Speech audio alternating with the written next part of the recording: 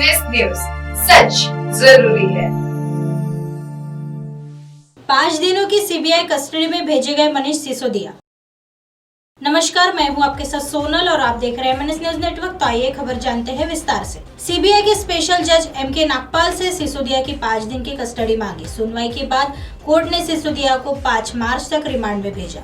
शराब घोटाले मामले में गिरफ्तार दिल्ली के उप मुख्यमंत्री मनीष सिसोदिया को सीबीआई ने सोमवार 27 फरवरी 2023 दोपहर को राउज एवेन्यू कोर्ट में पेश किया। इस दौरान जांच एजेंसी ने सीबीआई के स्पेशल जज एमके नागपाल से सिसोदिया की 5 दिन की कस्टडी मांगी। सुनवाई के बाद कोर्ट ने सिसोदिया को 5 मार्च तक रिमांड में भेजा।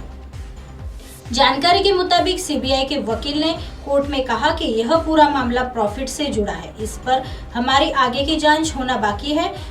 आबकारी मंत्री मनीष सिसोदिया मंत्रियों के एक समूह को लीड कर रहे थे। शराब नीति के मॉडल को लेकर कोई चर्चा नहीं की गई।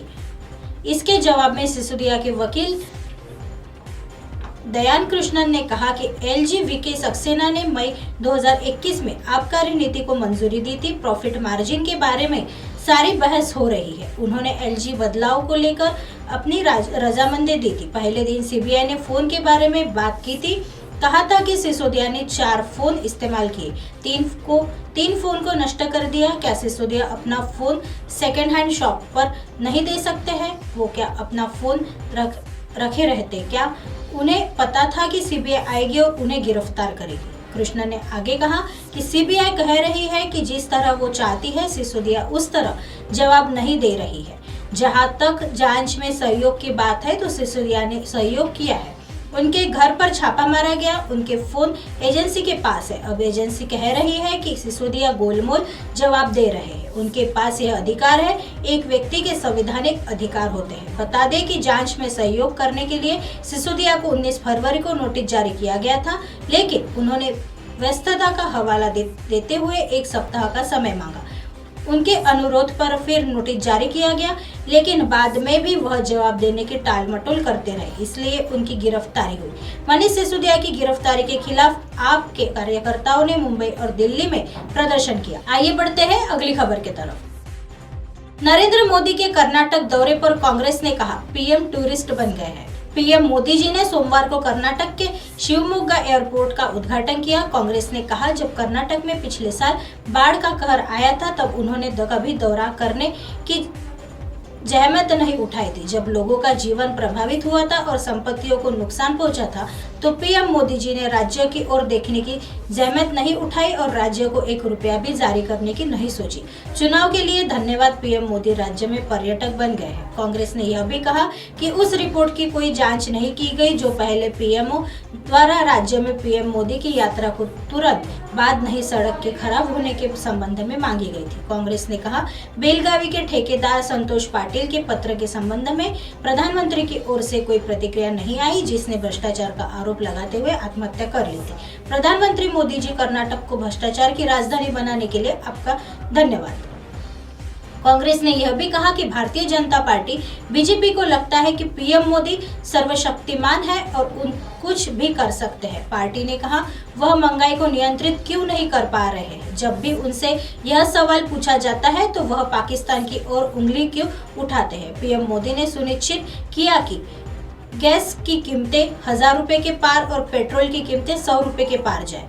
कांग्रेस ने कहा कि कर्नाटक भ्रष्टाचार के मामले में दोगुनी गति से आगे बढ़ रहा है। भ्रष्टाचार पर कोई अंकुश नहीं लगाने बिना किसी झिझक के 40% कमीशन लेने के लिए पीएम मोदी को बधाई।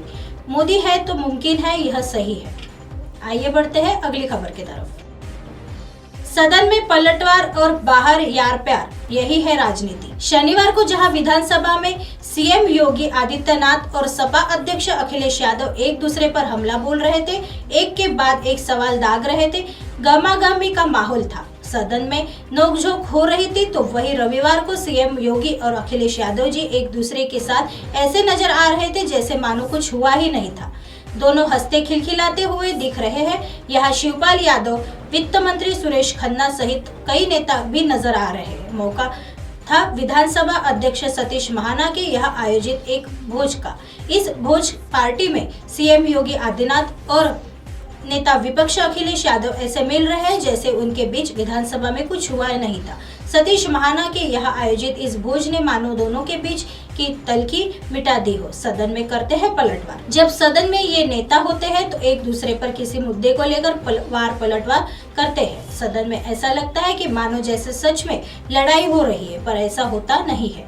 इनके बीच कोई दुश्मनी नहीं होती। ये नेता तो वहाँ जनहित के मुद्दे और सरकार के कामकाज को लेकर एक दूसरे पर आरोप और प्रत्यारोप लगाते हैं। फिर वही नेता जब सदन के बाहर आते हैं तो वह एक दूसरे के गले मिलते हैं और बातें करते हुए नजर आते हैं। यही लोकतंत्र की है खूबसूरती। झगड़ा सदन में वार पलटवार और बाहर यार प्यार, यही राजनीति है और यही लोकतंत्र की खूबसूरती है। जो समझ ले वो सफल है और जो ना समझे वो अनाड़ी।